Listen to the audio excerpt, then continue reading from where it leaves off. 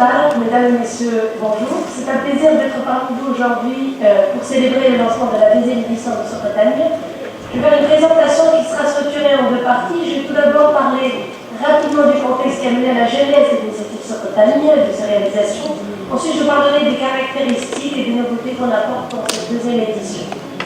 Donc, Socotania, c'est une initiative qui a été développée dans un contexte qui a suivi la révolution de 2011 en Tunisie, à savoir un taux de chômage assez important, des disparités assez importantes au niveau des régions entre différents segments de la population, d'une faible culture entrepreneuriale et des problèmes assez importants d'accès au financement, ce qui entraîne la création d'entreprises qui, à son tour, aurait pu être une solution à ce problème de chômage. Donc, on était motivés de lancer une initiative qui peut donner des résultats tangibles et concrets pour répondre aux préoccupations du pays. Et c'est ce qui a mené à l'idée de lancer Socotania. L'idée était très innovatrice, puisque finalement, on essayait de demander à différents intervenants au niveau du milieu du donateur, des sociétés privées ou publiques, de mettre en commun leurs contributions, leurs efforts et ressources pour travailler pour un objectif commun, celui de promouvoir la création d'emplois en Tunisie en soutenant des entrepreneurs à lancer leur propre entreprise. L'idée, c'est qu'en créant leurs propres entreprises, ils pourraient créer de l'emploi pour eux et pour d'autres personnes. Et donc, il fallait fédérer les efforts et pour pouvoir donner un support qui est beaucoup plus complet et qui soit intégré. Intégré dans le sens qui va offrir du financement, mais également un service d'accompagnement, puisqu'on sait que la création d'entreprises fait face à des barrières non seulement financières, mais également de capacité. Donc, d'où l'idée de Socotania. Il y a eu une phase pilote qui a été lancée en juillet 2012 et le bilan initial préliminaire de cette phase est assez positif. Donc, 61 projets qui ont été financés à partir de 71 projets qui ont été sélectionnés. Malheureusement, il y a certains projets qui ont abandonné entre cours. Un financement mobilisé total de 1 078 000 dinars avec un effet de levier de 2,38 millions de dinars. Au niveau de la distribution des bénéficiaires, 63% de projets dans les régions, 53% de projets portés par des jeunes, 34% par des chômeurs et 33% par des femmes. Plus de 400 emplois créés en 2013 et un attendant beaucoup plus important d'emplois en 2014. Ces résultats préliminaires ont permis de faire de Socotania un acteur assez important de l'écosystème de l'entrepreneuriat en Tunisie. Bien sûr, ces résultats positifs ont été possibles grâce aux efforts et aux contributions des partenaires de la première édition qui sont listés sur ce site-là, mais également aux efforts du secrétariat, qui sont mes collègues, et que je voudrais mentionner. Donc il y a Sonia Balbalia, Florian Théus, Frédéric Dadekas, Frédéric Dadekas et Mohamed Bar. Bon, ça c'est l'équipe de Socotania que vous ne voyez pas, parce que malheureusement je suis la seule à parler aujourd'hui, mais c'est eux aussi qui ont travaillé pour qu'on puisse arriver à ces résultats. Bien sûr, Socotania a permis de réaliser des résultats très positifs, mais également de tirer des leçons assez importantes. La première leçon, c'est que dans les éditions futures, il faut renforcer les efforts de communication et de sourcing, puisque l'édition pilote avait pour objectif de financer une centaine de projets, et on n'a pas pu réaliser cet objectif par manque de projets de qualité. Donc il faut renforcer encore les résultats de sourcing pour pouvoir toucher plus de gens et financer plus de projets. Renforcer également les activités de coaching et de mentorat pour réduire le taux d'abandon, réussir aussi la mise en place de ces projets de manière beaucoup plus rapide, mais également tenir la main à l'entrepreneur et offrir plus de services pour réussir, en fait, pour que les personnes puissent réussir leur projet. Différencier mieux adapter le soutien financier. Vous allez voir qu'on va essayer de toucher un nombre plus de projets avec un coût beaucoup plus important, donner des dons qui sont beaucoup plus élevés. Mais on demande également dans cette nouvelle édition une contribution symbolique de la part des entrepreneurs, parce qu'on a vu sur l'édition pilote que l'entrepreneur avait besoin de mettre une contribution, même symbolique, pour être motivé et travailler pour la réussite de son projet. Et finalement, il fallait impliquer les banques dès que possible, travailler en étroite collaboration avec elles pour augmenter les chances de nos bénéficiaires d'avoir un crédit et pouvoir boucler leur schéma de financement. Et finalement, améliorer le service d'accès au marché, puisque l'édition pilote a révélé qu'une entreprise qui commence à opérer a besoin qu'on aide pour trouver de nouveaux marchés et qu'on puisse les assister au niveau de la commercialisation. Donc la deuxième édition, ça va être le travail de 17 partenaires, à savoir le British Council, le département d'État américain, la BAC, le gouvernement anglais, la BFPME, la TUJ, le gouvernement danois, la CONEC, Talan, Education for Employment financé par le MEPI, la BTS, Talent, le CGD, OIM, MSB, l'ONUDI, Microsoft, et ce travail-là sera fait en collaboration avec l'API. Il va être également un organisme associé de cette deuxième édition, avec qui on va travailler au niveau de la campagne de communication et dissémination, mais également au niveau des suivis. Donc nous avons voulu renforcer le caractère partenariat public-privé qu'on avait dans l'édition pilote avec les deux banques publiques, à savoir la BTS et la BFME, en intégrant comme organisme associé l'API. Donc qui peut participer à cette deuxième édition? Tout individu ou groupement d'individus qui ont des idées de projets et qui n'ont pas les moyens de les mettre en place et donc qui souhaitent les transformer en entreprises pérennes. Il faut que l'individu ou le groupement d'individus soit de nationalité tunisienne ou résident en Tunisie. Parce qu'après tout, on veut que cette initiative soit pour les Tunisiens et qu'elle contribue au développement socio-économique du pays. Maintenant, comment sont sélectionnés les projets? Il faudrait, en fait, on a deux types de critères. Il y a ce qu'on appelle les critères fondamentaux, à savoir le potentiel de création d'emplois, puisque c'est une initiative qui a pour objectif d'aider à la réduction du chômage en Tunisie. Donc, potentiel de création d'emplois, faisabilité du projet et viabilité commerciale, puisque un projet qui n'est pas viable commercialement, c'est un projet qui ne peut pas créer des projets qui vont durer dans le temps.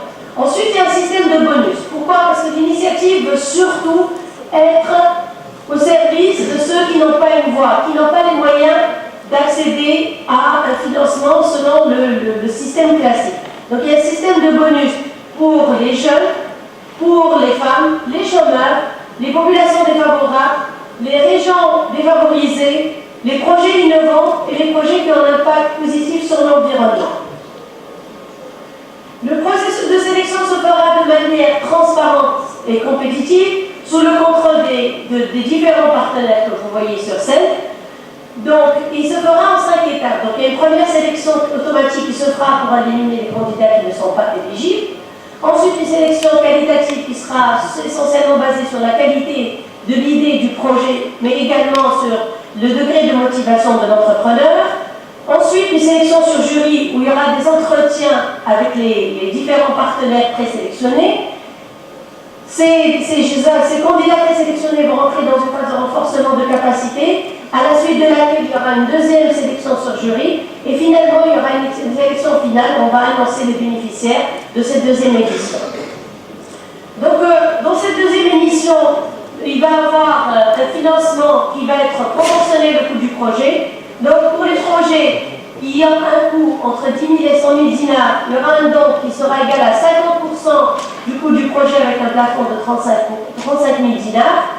Le chemin de financement doit comporter minimum 25% de fonds propres qui sont déjà couverts finalement par la valeur du don. Et il faut que le promoteur amène au moins 5% de contribution personnelle. Pourquoi? Parce que l'édition pilote a montré que le promoteur a besoin d'avoir ce qu'on appelle en bon français du skin in the game. Il faut qu'il mette quelque chose sur la table pour être motivé. Mais on a voulu garder une contribution symbolique pour qu'elle ne constitue pas une barrière. Donc sur un projet de 30 000 dinars, le promoteur est censé amener 1 500 dinars.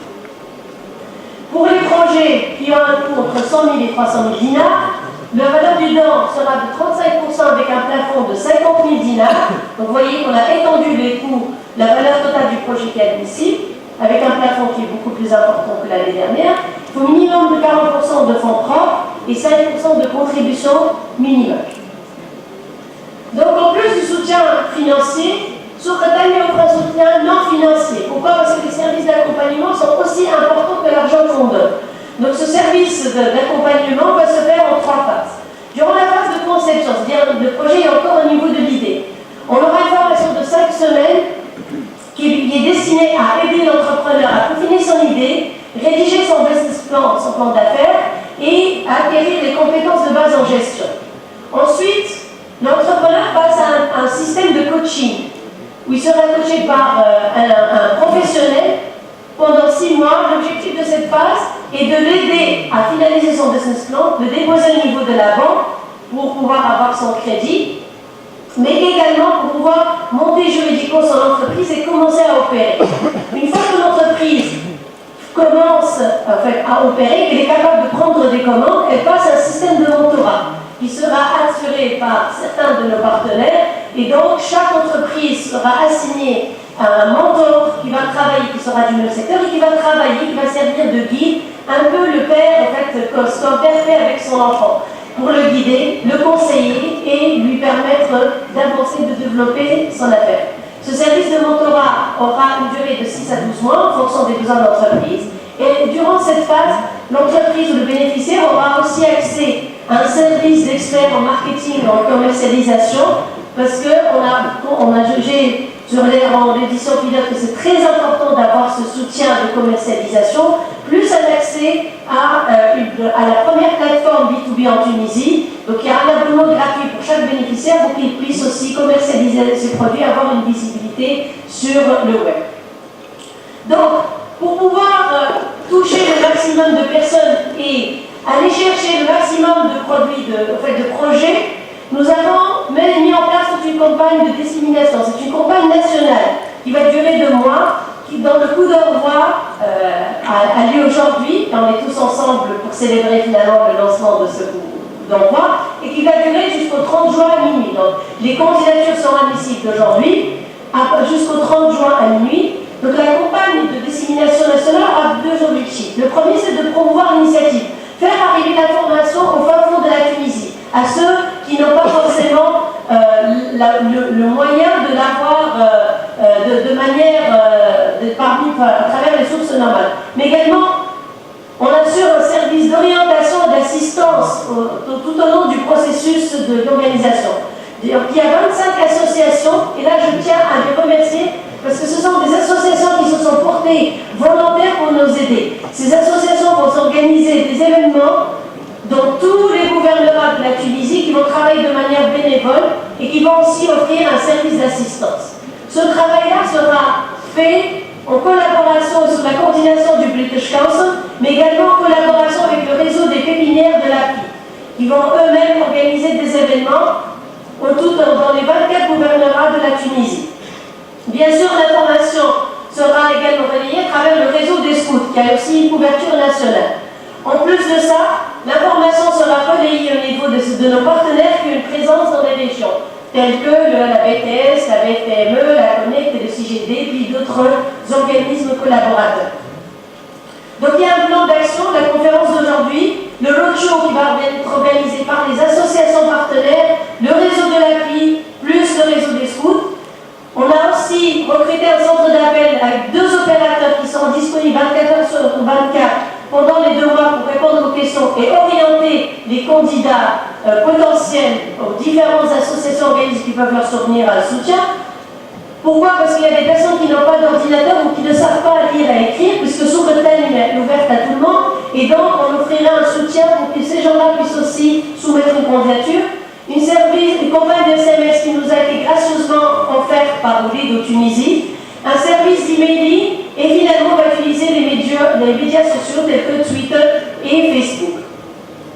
Donc comment participer? Il faut simplement aller sur le site web www.sourretelmia.org et remplir le formulaire en ligne. C'est le seul moyen de participer. Ça ne sert à rien d'appeler ou d'envoyer des candidatures par courrier. Il faut aller sur le site et remplir le formulaire. Les candidatures sont ouvertes jusqu'au 30 juin à minuit. Donc maintenant, il ne me reste plus qu'à vous remercier et vous inviter à participer à l'initiative sur Sourretelmia, et je vous donne rendez-vous dans 2 mois lorsqu'on célébrera les candidats finalistes de cette 2e édition. Merci beaucoup pour votre attention.